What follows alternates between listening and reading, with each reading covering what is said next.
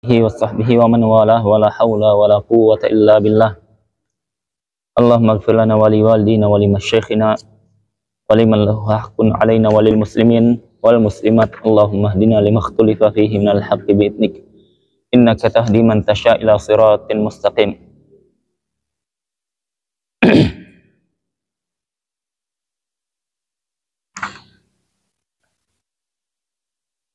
Arkanus shalah sudah kita bahas seluruhnya. Yang kemarin ana ingin ulangi, murojaah sebentar.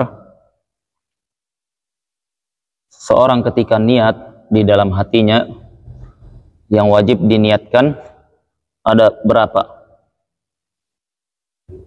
Angkat tangannya yang tahu. Seorang yang pertama, mau sholat apa? mau sholat apa? Wajib atau sunnah? Wajib atau Isya, ya, jenisnya ya. Pertama qasdus sholat. Yang kedua fardu. Yang ketiga fardu apa? Zuhur, maghrib, isya. Kalau seorang imam dia lupa meniatkan imamah sebagai imam, seorang imam lupa meniatkan imamah sebagai imam, ya, sah tidak sholatnya imam? Seorang imam lupa, angkat tangannya yang jawab, angkat tangan dulu. Seorang imam dia lupa meniatkan sebagai imam, di dalam hatinya tidak hadir, dia langsung sholat karena biasa jadi makmum. Dia ketika imam dia tidak meniatkan imam. Yang bisa angkat tangannya. Sah sholatnya tidak?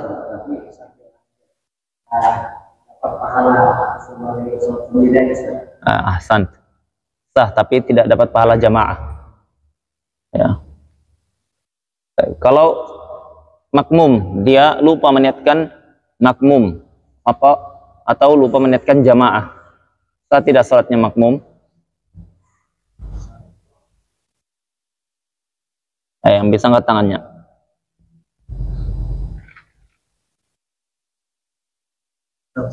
Kalau makmum dia lupa meniatkan makmum, sholatnya Masya Allah, keliru jawabannya.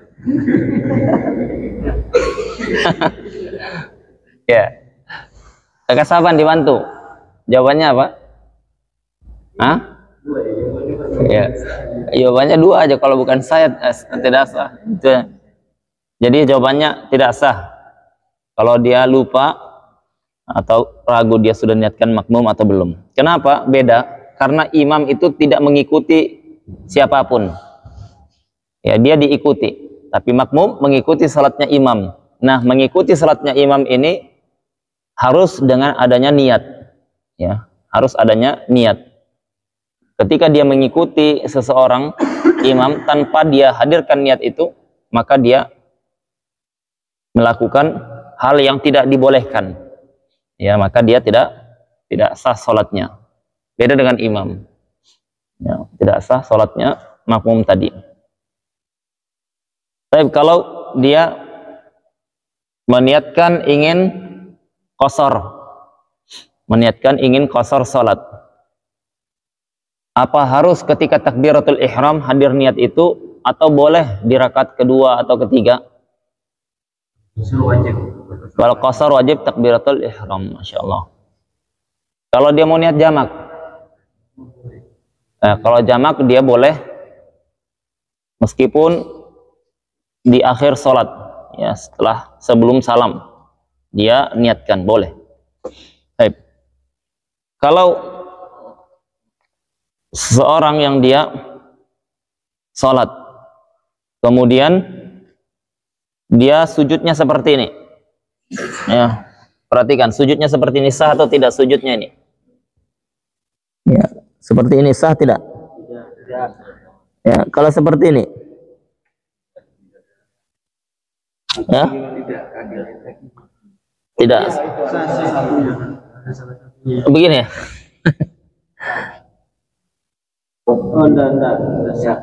Kalau begini,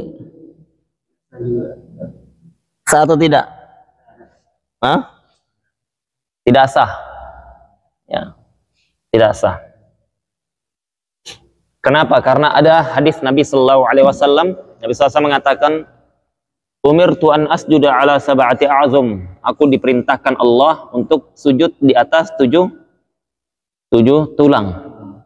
1, 2, 3, 4, 5, 6, 7. Ya, 6, 7. Jadi harus semua itu nempel, minimal kadar subhanallah. Tidak boleh seseorang sujud menggunakan imamah atau penghalang di kepalanya yang bersambung dengan dirinya. Ya, salat sujud seperti ini. Ya, nyentuhnya ini, bukan kulit. Atau dia tertutupi dengan rambutnya. Nah, tertutupi rambutnya. Maka apa? Maka tidak sah sujudnya. Jadi harus kena kulit, bagian jabhah. Mau di tengah, mau di pinggir, kiri kanan boleh, sah. Penting apa? Kadar subhanallah. Dia sudah sujud. Ya, 6. Kalau lutut bagaimana? Terhalangi dengan kain. Terhalangi kain. Ada yang tahu jawabannya? Terhalangi kan ini? Tidak kena kulit. Kalau ini kena terhalangi dengan kain, tidak sah sujudnya. Ya. Lah, lututnya bagaimana? Tidak kena kulit. Hah? Karena di atas aurat, ya. Ahsan. Ya, karena dia aurat. Dan diperintahkan menutup aurat dalam salat. Ya. Yang kedua, karena ada riwayat Nabi sallallahu alaihi wasallam itu melarang para sahabat menggunakan imamah ketika panas, syiddatul har, ya. Panas sekali ketika itu di Madinah. Para sahabat ingin menggunakan imamah agar bisa sujud di atas imamahnya. Dilarang oleh Nabi Sallallahu Alaihi Wasallam. Ya, maka apa itu? Menunjukkan harus. Selanjutnya, ketika dia takbiratul ihram, dia angkat tangannya, tapi dia tidak mengucapkan Allahu Akbar. Sah tidak? Kalau dibalik, Allahu Akbar, dia tidak angkat tangan. Ya, sah. Ya, sah. Ketika dia dalam kondisi sakit, ya, pusing dia, kemudian dia sholat dalam kondisi baring, sah atau tidak? Dia sakit pusing, ya, dia sholat kondisi berbaring. Hah? Duduk dulu, ya. Ya, kalau dia tidak mampu berdiri maka duduk, tidak boleh langsung baring. Kalau tidak mampu duduk baru berbaring. Dia ketika pusingnya, ketika duduk hilang pusingnya, boleh duduk atau langsung berdiri dia? Wajib berdiri lagi. Ya, hilang pusingnya ketika duduk. Ya, wajib berdiri lagi. Ya, karena illahnya sebab dia dibolehkan duduk sudah tidak ada. Duduk dia hilang pusingnya. Berdiri. Ya. Kalau dia berdiri hilang pusingnya, lanjut berdiri. Kalau dia pusing lagi, boleh lagi dia duduk. Ya. Tapi apa? Pusing yang dia menyebabkan sulit khusyuk. 6. Apa hukum Al-Fatihah dalam mazhab Syafi'i? Hah? Wajib. 6. Wajib dengan rukun beda ya. Wajib dengan rukun beda. Dalam mazhab Syafi'i rukun. Ya, apa bedanya?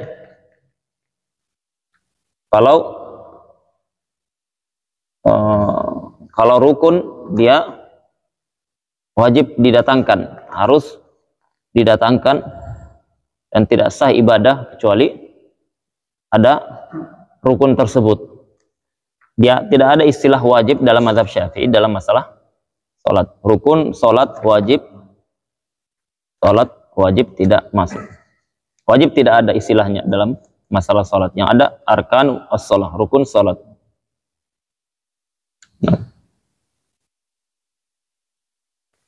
At-tuma'ninah kadarnya berapa?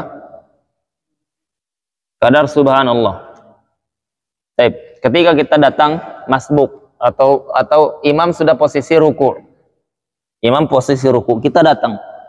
Kita langsung Allahu Akbar. Ya, kemudian ketika kita ruku', imam berdiri. Ya, ketika kita mau ruku', imam bangkit seperti ini. Ya, i'tidal. Apa dapat satu rakaat atau tidak? Hah? Tidak dapat. Ya, jadi kadar subhanallah itu kita dapat satu rakaat imam bagi seorang yang dia ketinggalan qiyam, imamnya sudah ruku'. Maka ketika takbirat ihram Allahu Akbar, kita langsung ruku', ya, tanpa membaca Allahu Akbar pun sah. Ya, karena takbiratul intiqal itu hukumnya sunnah. Ya, dan dia harus ruku' dalam kondisi tuma'ninah. Subhanallah, kadar subhanallah dalam kondisi imam belum sampai aqallur ruku'. Belum sampai aqallur ruku'. Aqallur ruku' itu seperti ini. Ya. Jadi tangan ini dia sampai ke lutut. Nah, jadi imam kan ketika ruku' dia ingin sami Allahu liman hamidah berdiri seperti ini. Nah, sampai seperti ini ya, dia masih dapati imam kondisinya seperti ini dengan kadar subhanallah, maka dia terhitung satu rakaat dia dapat. Ya, tidak disyaratkan harus imam seperti ini. Ya. Tapi kalau sudah seperti ini berdirinya, dia dapat kadar subhanallah, dia tidak mendapati satu rakaat karena dia tidak mendapati ruku' ma'al imam. Ya, tidak mendapati ruku' bersama imam. Sedangkan satu rakaat didapati itu kalau dia mendapati ruku' sudah dia tuma'ninah dan dalam kondisi imam masih kondisi ruku'. Kondisi ruku' itu tidak harus sempurna, ya. Dia minimalnya tadi tangan sampai ke lutut, itu masih aqallu juz'in minar ruku', minimalnya ruku'. Nah, jadi kalau dia kondisinya ragu, tadi saya dapati ruku'nya imam atau belum, maka jawabannya dia tidak dapat. Dia tadi saya dapat ruku' tuma'ninah bersama imam atau tidak? Jawabannya tidak dapat. Ya. Nah, karena itu sering itu terjadi. Buru-buru langsung dia ruku'. Tidak takbiratul ihram, tidak sah salatnya. Atau dia apa takbiratul ihram kemudian dia pas ruku' imam bangkit. Dia ragu, saya dapati ruku'nya imam tuma'ninah atau belum? Maka dia tidak dapat. Ya. Anda lupa bahas masalah Al-Fatihah. Ya. Kita baca dulu masalah Al-Fatihah ini. Qiraatul Fatihah, bacaan Al-Fatihah itu, paham ini. Tidak boleh dia ada pemisah, fasil di antara satu ayat ke ayat yang lain. Ya. Fasil yang tawil, fasil pemisah yang dia panjang. Misalkan kita baca Al-Fatihah, Bismillahirrahmanirrahim. Anda tanya Bismillahirrahmanirrahim itu bagian dari Al-Fatihah atau di luar? Hah? Bagian? Kalau dalam mazhab Syafi'i bagian dari Al-Fatihah, Bismillahirrahmanirrahim. Ya. Tapi mazhab yang lain sebagiannya mengatakan tidak bagian dari Al-Fatihah, Bismillah. Sama seperti surah yang lain, Bismillahirrahmanirrahim bukan bagian dari surah. Ya. Tapi kalau mazhab Syafi'i, Bismillahirrahmanirrahim itu bagian dari Al-Fatihah. Dan tidak boleh antara satu ayat ke ayat yang kedua itu ada pemisah jarak yang jauh. Ya. Kita katakan Bismillahirrahmanirrahim. Alhamdulillahirabbil alamin. Ar-Rahmanir-Rahim. Muab dia. Lama. Baru dilanjutkan Maliki yaumiddin. Nah, kalau dia pemisah tadi dengan muab antara Ar-Rahmanir-Rahim dengan Maliki yaumiddin, pemisahnya itu aktsar min qadri tanafus, ya. Ya, lebih dari kadar bernafas, maka batal apanya? Al-Fatihahnya. Batal Al-Fatihahnya. Kadar nafas, nah itu kadar bernafas. Ya, tapi kalau dia nguap, oh, panjang dia. Ya. Kemudian dia lanjutkan lagi, melebihi dari kadar waktu bernafas normal, maka Al-Fatihahnya batal. Ya, maka batal Al-Fatihahnya. Diulang Al-Fatihahnya, bukan sholatnya yang batal. Nah. Begitu juga ketika seseorang dia baca Al-Fatihah, Bismillahirrahmanirrahim, Alhamdulillah, sambil nguap, Alhamdulillah, ya, sambil nguap. Kadang seperti itu kan? Karena kita bahasannya mazhab Syafi'i itu wajib, mau sholat sendiri, jamaah, imam, makmum, sholat sir, sholat jahar, baca Al-Fatihah wajib. Ya, kenapa? Karena Nabi SAW mengatakan la sholata liman lam yaqra' bi Fatihatil kitab. Hujjah Syafi'iyah kuat. Menyelisih jumhur dia tapi kuat. Ya, sudah kami kaji dalilnya mazhab Syafi'i ini dulu. Gara-gara kita terbiasa ndak baca Al-Fatihah karena mazhab ikut pendapatnya guru. Ketika kita harus baca Al-Fatihah kesulitan. Ya, akhirnya kita kaji-kaji dalilnya. Kuat dalilnya ternyata. Ya, kuat dalil mazhab Syafi'i. Ya, bantahannya pun kuat.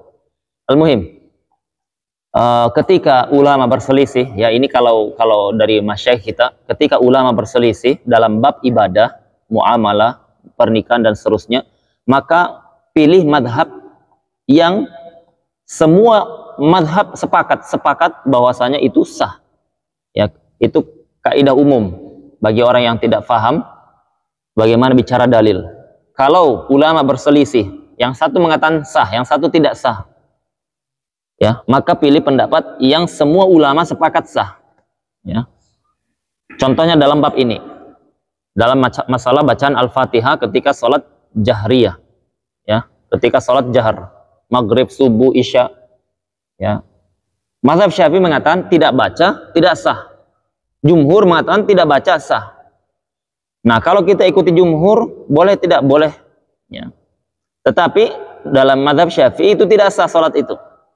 Nah, jadi dalam bab ibadah kaidahnya itu kalau kita tidak paham bicara dalil, pilih yang seluruh ulama sepakat sah. Kalau kita pilih mazhab Syafi'i, baca ulama jumhur mengatakan itu sah atau tidak sah, ya, jelas sah, ya. Nah, kalau kita pilih pendapat jumhur tidak baca, pendapat Syafi'i mengatakan tidak sah. Jadi bukan Imam Syafi'i yang mengatakan tidak sah. Jadi semuanya ulama itu jumlahnya ada ratusan mengatakan tidak sah. Jadi itu kaidah umum, ya, itu kaidah umum. Nah, jadi ketika dia membaca Al-Fatihahnya nguap, Alhamdulillahirabbil alamin ar-rahman, ya, maka apa? Maka kalau menguapnya ini bacaan Al-Fatihahnya tidak keluar huruf sesuai dengan makhrajnya, ya, tidak ketahuan itu huruf apa yang dia baca, dia pun tidak jelas bacaannya itu, ya, maka apa? Maka tidak sah Al-Fatihahnya itu. Alhamdulillahirabbil alamin ar-rahman, ya, enggak jelas, ya, maka tidak sah bacaan Al-Fatihahnya. Ya, kenapa? Karena bacaan Al-Fatihah itu dia harus sesuai dengan bacaannya. Alhamdulillahirabbil alamin ar-rahmanir rahim. Ya, maka harus sesuai dengan bacaannya karena artinya berubah beda. Ya, tapi kalau masih jelas Alhamdulillahirabbil alamin ar-rahmanir rahim, ya, nguap seperti itu sah bacaannya, ya. Nah,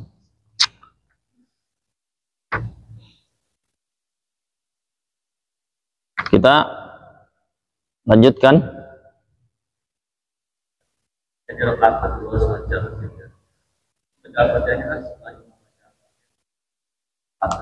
Ya.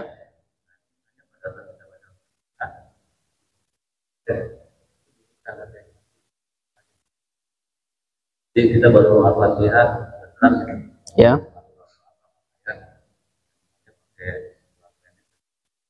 Ya. Ya, patokannya ketika berdirinya imam, kita sempat masih mendapati bacaannya sempat menyelesaikan Al-Fatihah.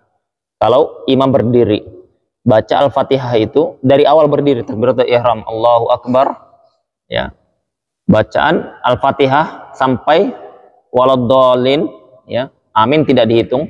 amin tidak masuk bagian dari Al-Fatihah, kita sempat membaca kadar itu, ya, dengan bacaan normal, tidak panjang, tidak pendek, ya, imam berdiri, maka kita berarti bukan masbuk.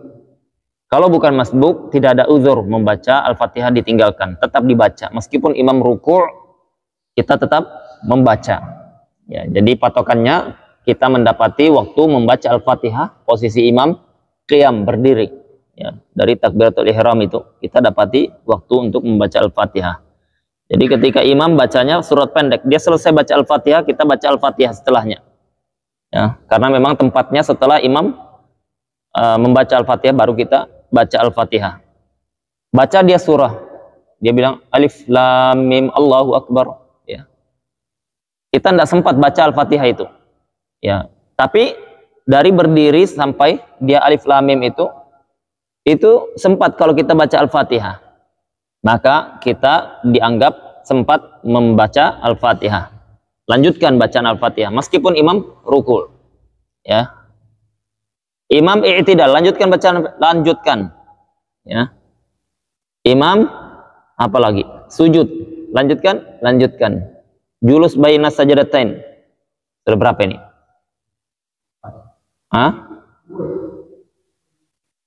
Yang panjang sudah, yang panjang sudah. Kemarin anak keliru, ya, untung kita ulangi, ya. Kemarin anak keliru, qiyam dah dihitung berarti. Ya, ketika kita berdiri sama imam, ya, dia ruku', i'tidal satu rukun, ya, i'tidal tidak dihitung karena rukun qasir. Qiyam tidak dihitung juga, ya, anak keliru, ya, afwan, ya, maklum sudah tua. Makanya harus segerain, dan ya. Jadi ruku' satu, ketika i'tidal sempurna satu, kemudian sujud dua, belum sempurna. Duduk baina sajadatain, dua sempurna. Ruku' lagi, sujud lagi, tiga, belum sempurna. Ketika mau qiyam, nah ini tiga. Ya, ini yakin 100% ya. Ya, Anda lupa ini. Ya, karena jarang fikihnya, jarang jangan terjadi. Jadi ketika dia sempurnakan ini, imamnya mau berdiri, ya, maka kita harus segera sujud. Ya, kalau belum selesai segera sujud. Kalau selesai Al-Fatihahnya waddallin amin, imam mau berdiri, kita ruku', i'tidal, lanjutkan seperti tartibnya, urutannya. Tapi kalau sudah selesai, imam mau bangkit, maka batalkan Al-Fatihah, langsung ruku', langsung sujud bersama imam. Nah, habis sujud langsung ikuti. Satu rakaat tidak dianggap karena tidak membaca rukun secara sempurna. Ya, itu kalau dia masbuk. Kalau tidak masbuk karena bacaannya imam tadi itu dia pendek, ya, dan dia juga tidak sempat menyelesaikan Al-Fatihah, karena dari awal dia dengarkan imam baca Al-Fatihah dia tidak baca, maka dia lanjutkan bacaan Al-Fatihahnya. Karena kadar qiyam berdirinya imam ini, dia sempat mendapati waktu yang cukup untuk baca Al-Fatihah. Ya, kadar berdirinya imam. Ya, maaf. Enggak juga.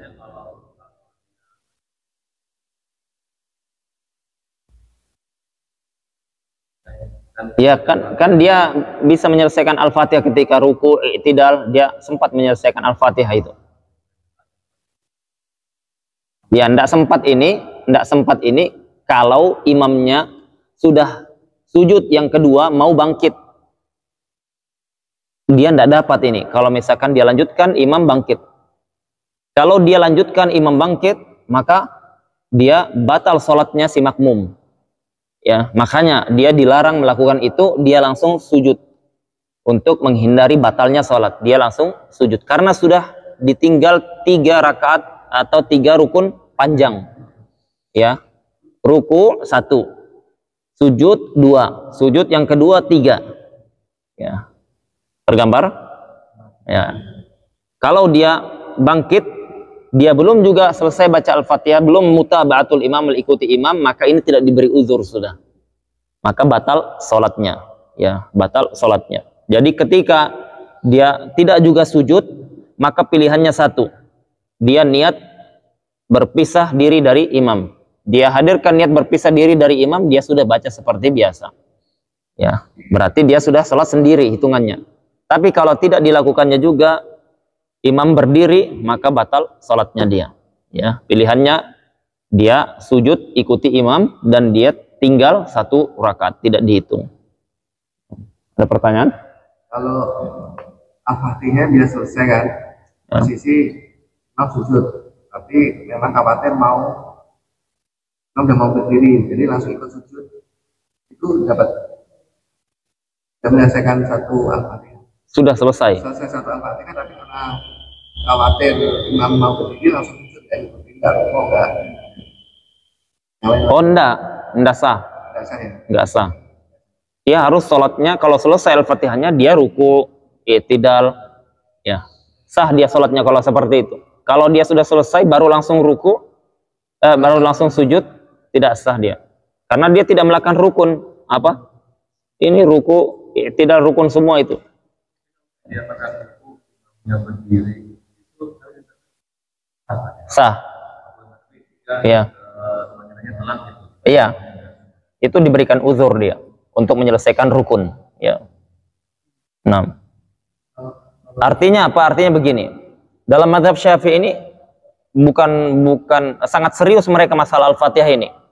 Ya, itu makanya anak katakan mazhab Syafi'i itu dalam bab Al-Fatihah ini mazhab mereka karena dibangun di atas dalil yang kuat, itu tadi dia membangun masalah ini di atas dalil tadi, karena la sholata, tidak ada salat kalau tidak baca Al-Fatihah. Ya.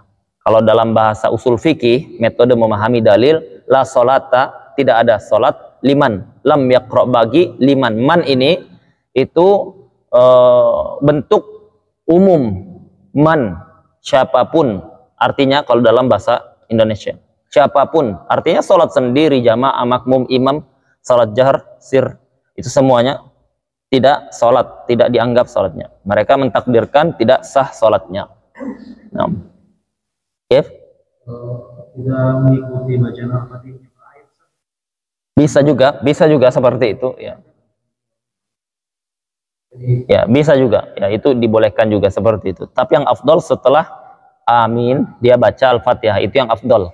Boleh tidak dia ketika imam baca dia ikuti mutaba'atul imam ba'dal ayat, setiap ayat dia ikuti alhamdulillahirabbil alamin, dia juga baca alhamdulillahirabbil alamin. Boleh, ya. Nah.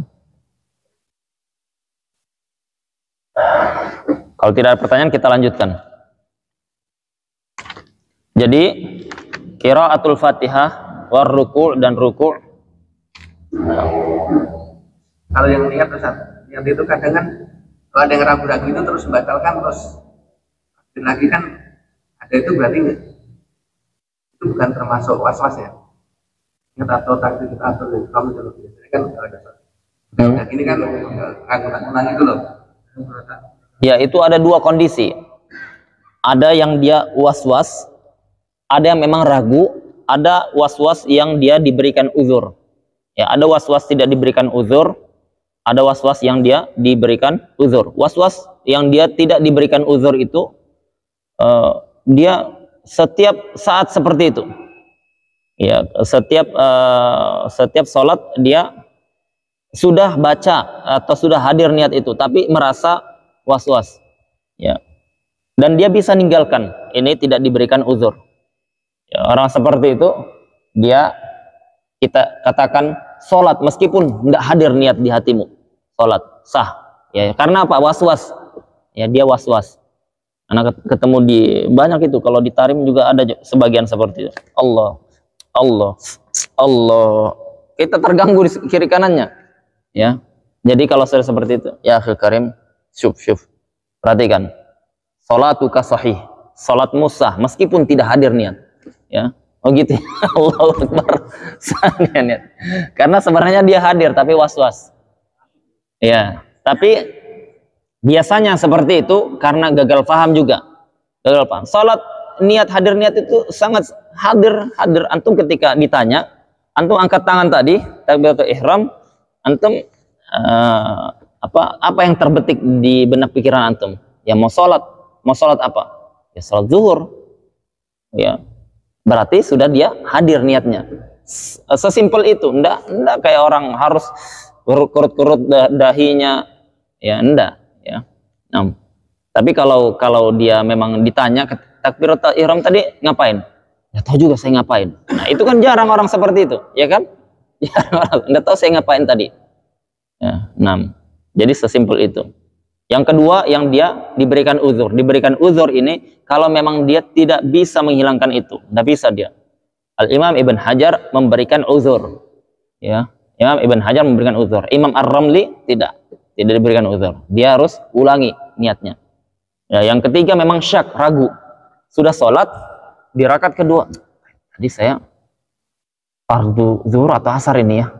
Ndak ngeh ketika takbiratul ihram. Pas rakaat kedua baru dia hadir. Jadi saya niatnya zuhur atau asar ya. Nah, ini tidak sah. Ya, ragu seperti ini tidak sah. Meskipun setelah salam ragu seperti itu juga tidak sah. Ulangi dari awal. Ya. Karena dia belum berniat.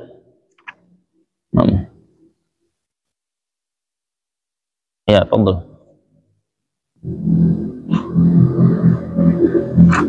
Kita lanjutkan. Syurutu sihhatis shalah, syarat sahnya salat. Syarat sah salat beda dengan syarat wajib salat. Syarat sah salat beda dengan syarat wajib salat. Di awal sudah disebutkan syarat wujub as-shalah, wajib salat. Di antaranya dia Islam mumayyiz, ya. Islam bukan mumayyiz. Islam dan balik, ya. Jadi kalau dia diwajibkan karena terpenuhi syarat wajib, maka dia wajib melakukan sholat. Kalau tidak, dia melakukan dosa yang sangat-sangat besar. Bahkan keislamannya dipertanyakan. Ya, karena apa? Sebagian mengatakan dia tidak lagi Islam karena meninggalkan satu sholat. Dan perhatikan itu masalah sholat ini. Kalau misalkan dia meninggalkan sholat, segera dia qadha. Ya, segera dia qadha. Yang kedua, syarat sah sholat. Seorang yang diwajibkan sholat, seorang yang berakal, yang Islam, kemudian dia balik, maka dia wajib sholat. Kalau dia sudah diwajibkan dan dia sholat, dia ada pembahasan syarat sahnya sholat. Tidak semua sholat sah. Ya, dia harus terpenuhi, baru dia dikatakan sah. Yang pertama, ada 15. Yang pertama, Islam. Dia harus muslim. Ya, jadi kalau ada orang kafir datang dia langsung sholat, tidak syahadat, tidak bersyahadat, sholatnya sah atau tidak? Tidak sah, karena sholatul kafir la tasih, sholatnya orang kafir tidak sah. Kenapa tidak sah? Karena dia belum syahadat. Kunci semua sahnya ibadah itu di syahadat, ya. Meskipun dia senang ke masjid, ya, karena apa? Dia lihat damai, dia belum mengucapkan kalimat syahadat, dia sholat. Di dalam sholat ada kalimat syahadat atau tidak? Di dalam sholat ada kalimat syahadat, ya. Maka apa? Maka kita katakan kalimat syahadat itu bukan untuk dia masuk Islam, tapi untuk dia sholat. Maka tidak sah kalimat syahadat itu untuk Islamnya dia, ya. Jadi dia tidak sah juga sholatnya. Nah, Islam. Yang kedua, at-tamyiz. Ya. At-tamyiz. Ya, tamyiz itu masa mumayyiz di mana seorang anak bisa membedakan atau bisa melakukan hajahnya pribadi yang mudah-mudah dengan tanpa bantuan orang lain, ya, tanpa bantuan orang lain. Dia bisa mandi sendiri, bisa makan sendiri, pakaian sendiri, buang hajah sendiri, itu mumayyiz. Kalau dia belum mumayyiz, tidak sah salatnya. Kalau dia belum mumayyiz, anak usia 3 tahun mumayyiz atau sudah? Belum. 4 tahun?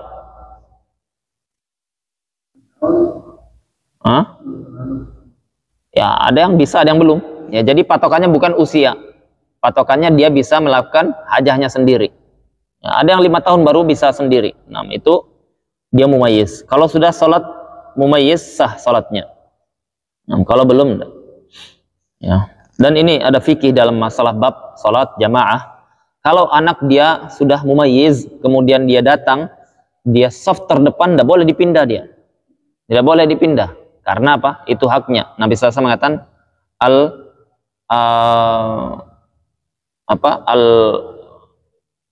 ula aula bihi, ya. Yang pertama datang itu yang aula bihi, lebih layak, lebih berhak dengan tempat, ya. Karena sholat ini wakaf semuanya.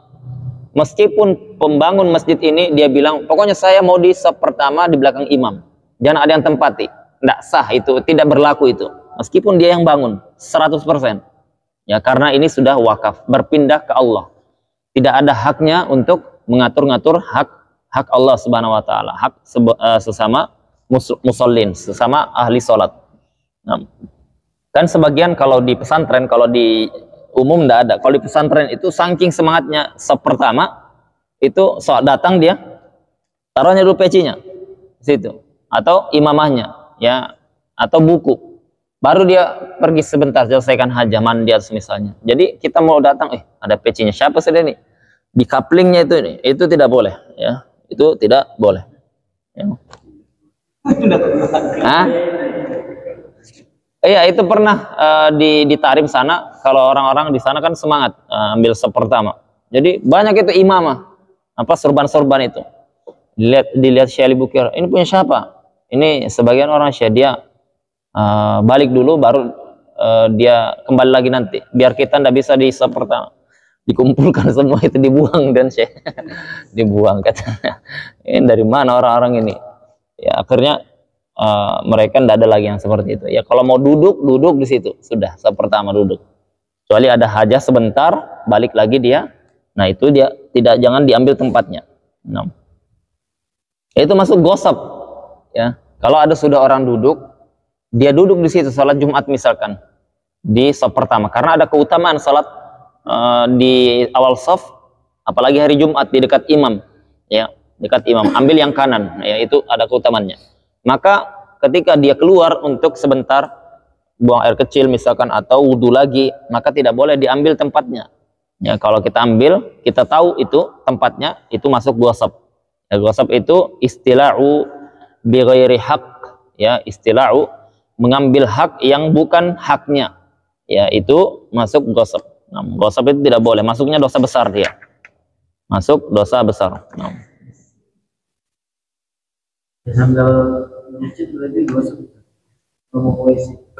Kalau sendal orang, ya, kalau sendal orang dipakainya, ya gosap masuknya. Beda sendal masjid, ya, beda kalau dia ada urf seperti di pesantren, ada urfnya, udah biasa pakai sendal teman-teman itu. Kalau ndak ada, kita ndak tahu seperti di sini, ndak tahu urufnya, ndak boleh, ya, masuknya gosap, ndak boleh. Sama dengan duduk di atas motor orangnya kita ndak tahu ridho atau ndak boleh. Sama masuknya gosap, masuknya dosa besar. Ya.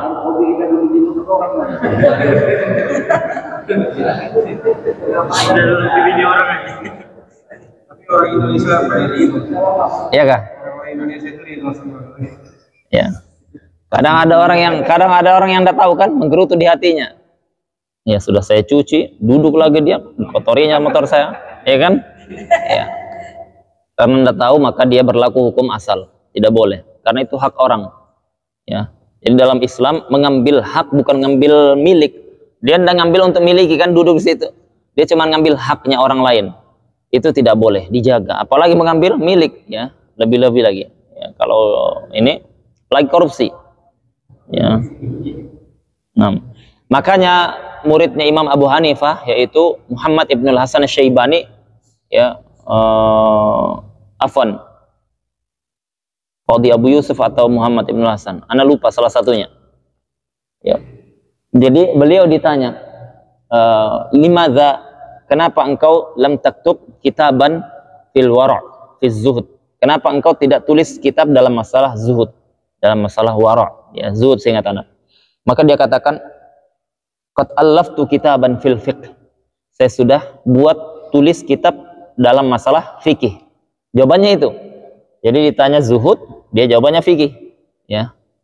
Ya, sehingga ulama setelah menjelaskan karena tidak bisa kita itu zuhud atau wara' kecuali kita tahu hukum. Kalau orang tidak tahu hukum, dia mengaku zuhud, tidak bisa dia. Karena masalah sepele seperti tadi aja, dia sudah melakukan dosa yang dia tidak sadari. Ya, sama seperti itu. Ya, boleh kalau diizinkan. Tidak boleh. Ya, kecuali dia istihlal. Istihlal itu dihalalkan. Tadi anak pakai, astagfirullah, anak pakai, belum izin. Antum halalkan enggak? Iya, enggak apa-apa. Ya sudah. Ya. Sama. Kalau enggak ada seperti itu, dia melakukan dosa. Nah. Makanya penting kita itu belajar yang seperti itu, karena kita banyak melakukan hal-hal yang menurut kita biasa saja, ya, karena kita menghukumi tanpa ilmu, ya. Jadi contoh saja, contoh kecil lah. Ketika kita tukar uang, kita punya uang 100.000, kita tukar, ya, Pale tukar dulu, kita dapatnya hanya 95.000, ya, 5.000-nya belum ada, nanti katanya belum cukup. Enggak apa-apa, santai aja. Ya, 95.000 dulu. Pergi dia. Nah, ini riba. Ya. Jadi banyak pembahasan fikih yang menurut kita hal-hal biasanya kan ridho. Kita juga ridho, enggak terugikan. Nanti dia kembalikan juga 5.000-nya. Ini riba tapi. Ya, karena dia masuk akad, tukar uang itu masuk akad. Ya, ketika dia satunya kurang, satunya lebih, ya maka dia tidak boleh. Ya, mata uangnya sama. Nah, jadi perkara perkara hukum, ya, dia harus dikaji dengan pendapatnya, fikihnya para fuqaha. Ya, tidak bisa kita asal boleh, tidak boleh. Semua yang masuk akal boleh, yang tidak masuk akal tidak boleh. Tidak ada seperti itu. Ya, karena syariat ini, kata Ali bin Abi Thalib, "Lau kana ad-din bir-ra'yi lakana asfalal khufi aula bil mashi min a'lah." Apa katanya Ali bin Abi Thalib? Kalau agama ini dengan ro'yu, hanya semodal akal-akalan saja, maka bagian bawahnya khuf itu sepatu atau sejenisnya, itu lebih layak untuk dibasuh karena dia lebih kotor dibandingkan bagian atasnya. Tapi dalam bab fikih membasuh khuf, yang dibasuh itu bagian atas. Kalau bagian bawah dibasuh tidak sah. Bagian atas yang dibasuh. Yang kotor ketika kita keluar bagian bawah atau atas? Bagian bawah. Yang dibasuh bagian atas. Kalau bagian bawah dibasuh tidak sah. Makanya Ali bin Abi Thalib mengatakan agama ini bukan dengan akal, tapi dengan wahyu. Umar bin Khattab ketika dia melihat Hajar Aswad, dia ngomong, ya, dia katakan, "Wahai Hajar Aswad, inni la a'lam annak la tadur wa la tanfa'. Ya, laula anni ra'aitu Rasulullah sallallahu alaihi wasallam qabbalaka ma qabbaltuka." Ya, wahai Hajar Aswad, dia ngomong, dan Hajar Aswad itu batu dari surga. Jadi hitam gara-gara dosanya Bani Adam. Dulu putih bersih, cahaya turun. Ketika itu banyak dosa, jadi berubah warnanya. Wahai Hajar Aswad, katanya, aku tahu engkau ini tidak bisa memberi manfaat, tidak juga menolak mudarat. Kalau bukan karena aku lihat Rasulullah cium engkau, tidak akan kucium engkau, katanya. Tapi karena apa? Karena mengikuti Nabi Sallallahu Alaihi Wasallam. Jadi artinya maksudnya apa? Kalau secara akal ngapain saya cium Hajar Aswad, katanya? Nggak ngapain juga, ya kan? Batu. Ya, kalau agama itu dibangun di atas akal, enggak seperti itu. Ya, agama dibangun di atas dalil. Ya, dan fuqaha ketika bicara bukan tidak ada dalilnya, ya. Bukan tidak ada dalilnya, ada dalilnya, tetapi terkadang kita tidak tahu dalilnya, tidak nyambung dengan dalilnya para fuqaha. Nah, makanya kita belajar. Ya. Jadi mumayyiz itu apa? Mumayyiz, ya, dia bisa mandi sendiri, makan sendiri, ya, itu. Kalau dia sudah mumayyiz, dia datang masuk di sop pertama, tidak boleh digeser dia. Ya, haknya. Tapi kalau belum mumayyiz, maka dia digeser, ya. Kenapa? Karena anak yang belum mumayyiz itu bisa memutus shaf. Ya. Suaranya jelas? Kalau anak belum mumayyiz, ya, kayak anak-anak Uwais misalkan datang dia, ini orang sholat dewasa, ini anak kecil belum mumayyiz, ini orang dewasa lagi. Nah, kata fuqaha, anak belum mumayyiz ini memutus shaf, ya, memutus shaf. Kalau memutus shaf, yang dia terputus, ya misalkan di situ, ini anak kecil belum mumayyiz, ini putus shafnya ini. Ya, ini putus shafnya sampai ke belakang. Ya, sampai ke belakang. Karena diperintahkan kita merapatkan shaf. Merapatkan shaf enggak harus kakinya nempel, enggak. Yang penting dia dekat. Tidak menjauh sejarak 1 jengkal.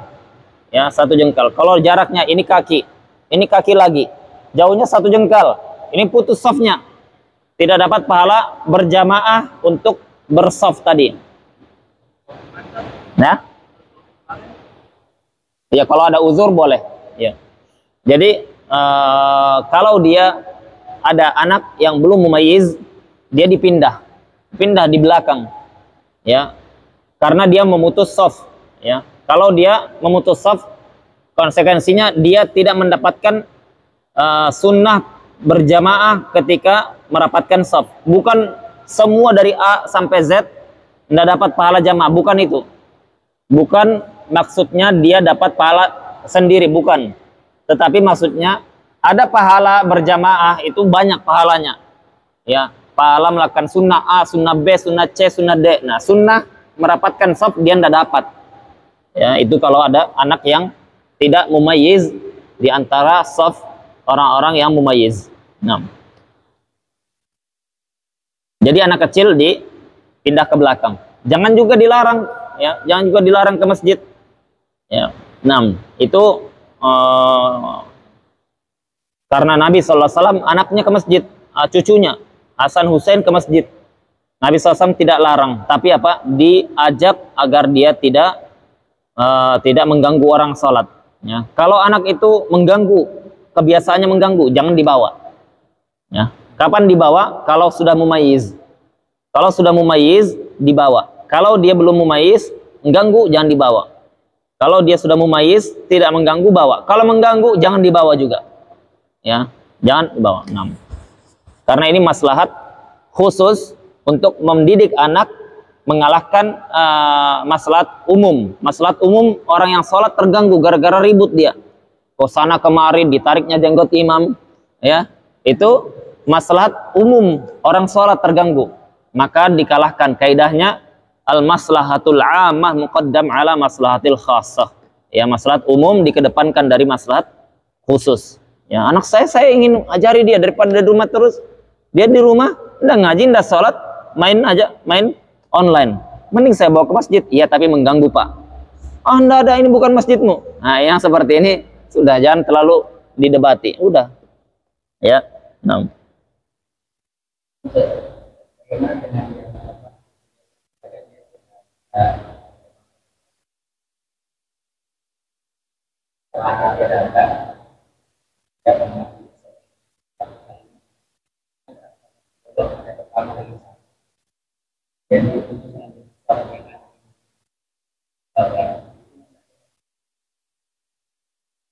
Enggak jelas sana. Sebagian suara antum enggak jelas.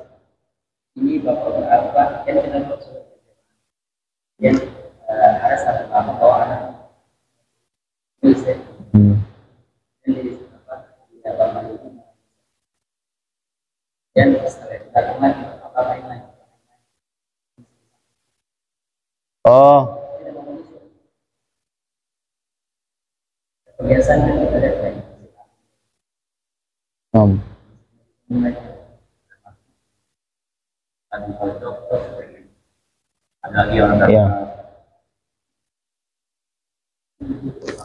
Masalah anak anak tidak mumayyiz tadi itu memutus shaf atau tidak itu diperselisihkan ulama Syafi'iyah sendiri.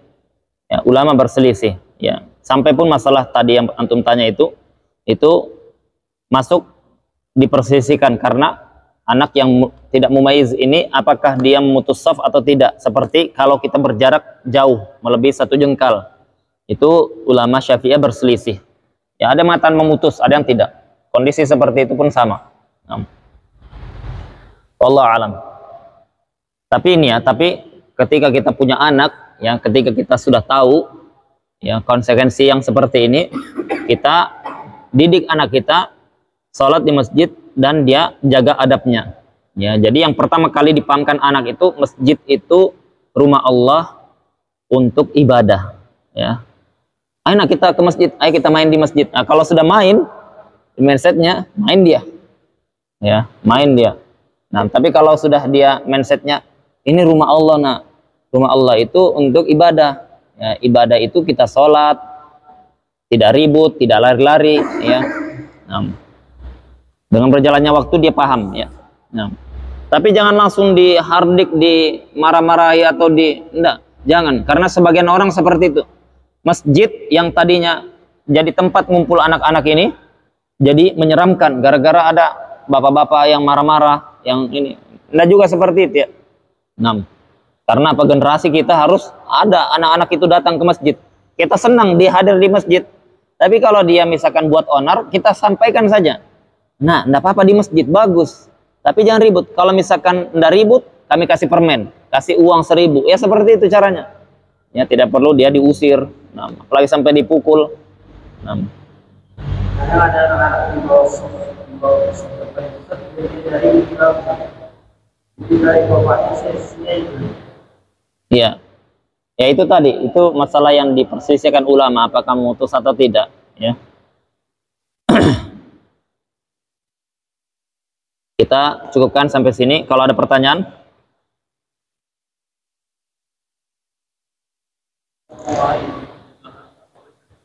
Jeff? Boleh yang dia mumayyiz usia 6 tahun di belakang imam, boleh.